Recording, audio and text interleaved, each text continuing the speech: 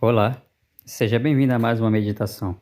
Eu quero contar para vocês como eu me senti assim que eu entrei para a fé cristã. Assim que eu entrei, eu gostava das músicas que tocavam, sabe, aquelas músicas jovens que tem um ritmo animado, que deixa a gente bem eufórico. Sim, eu gostava daquelas músicas.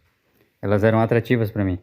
As músicas ritmadas, aqueles estilos musicais, sabe, com bastante percussão, aquilo me deixava bem satisfeito, bem animado. Mas naquela época eu não era convertido.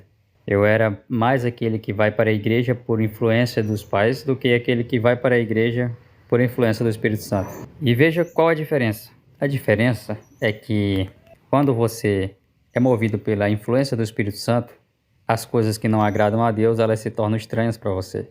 Elas não agradam você. Você ouve e aquilo te desagrada, aquilo te incomoda.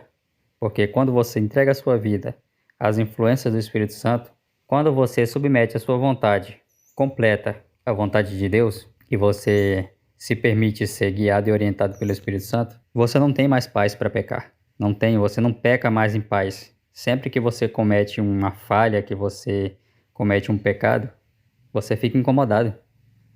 Você se incomoda porque aquilo ali é estranho para você. Aquilo ali não é mais algo agradável, algo natural. Algo que você faz e não sente nada.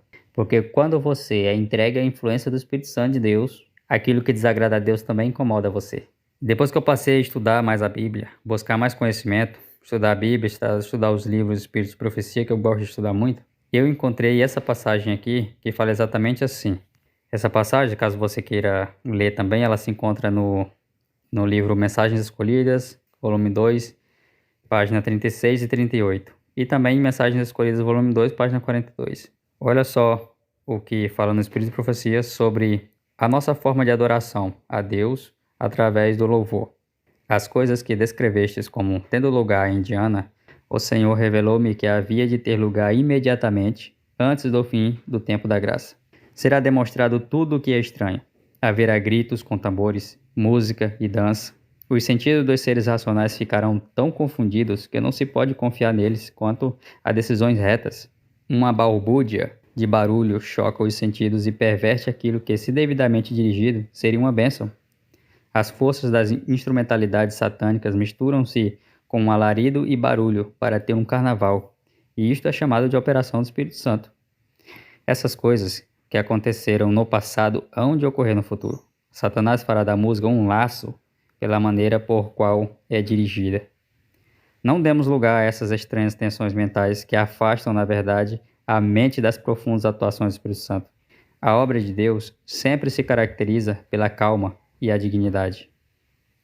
Você viu o quanto isso é grave?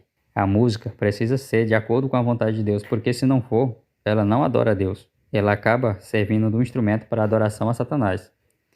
E ao invés de a gente achar que está fazendo a vontade de Deus, a gente acaba fazendo a vontade do maligno. Ao invés de a gente ficar presumindo as coisas, acreditando que algo pode estar certo e algo pode estar errado, por que que a gente não para de achar e começa a buscar conhecimento a respeito das coisas que já estão escritas para que a gente possa saber exatamente como proceder? Não tenhamos medo de abrir a Bíblia para estudar, para saber qual a verdadeira vontade de Deus, o que que Deus quer que nós façamos. Não porque a salvação é por meio da obediência, porque eu devo fazer as coisas perfeitamente corretas para ser salvo. Não. Mas é a característica de um salvo ser obediente a Deus. E para ser obediente a Deus, eu preciso saber o que que Ele quer que eu faça. A obediência é a minha forma de agradecimento a Deus pelo imenso amor que Ele teve ao enviar Jesus para morrer a minha morte, para assumir a minha culpa e me resgatar das profundezas do pecado. Então, obediência é o mínimo que eu posso oferecer. Porém, tudo o que estiver à minha disposição, eu entrego a Deus porque pertence a Ele. Tudo foi feito por Ele e para Ele. Então, não sejamos negligentes. Vamos oferecer a Deus um culto de louvor que agrade a Ele.